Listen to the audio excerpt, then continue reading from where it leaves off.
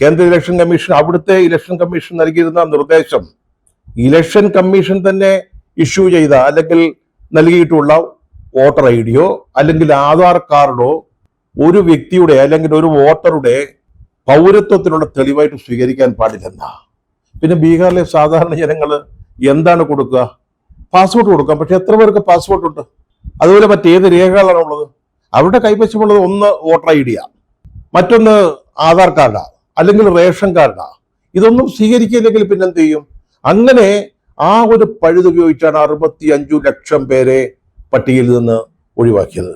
ഇത് പാർലമെന്റ് ചർച്ച ചെയ്യണ്ടേ? ഇന്ന് ബീഹാർ ആണെങ്കിൽ നാളെ മറ്റു സംസ്ഥാനങ്ങൾ. അതാണ് സംഭവിക്കുക.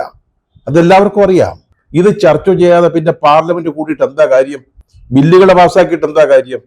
അപ്പൊ സ്വാഭാവികമായിട്ടും അതിന്റെ പേരിൽ പ്രതിപക്ഷം നിർബന്ധ ബുദ്ധി പിടിച്ചു, ഭരണപക്ഷം തയ്യാറായില്ല. അതാണ് സംഭവിച്ചത്.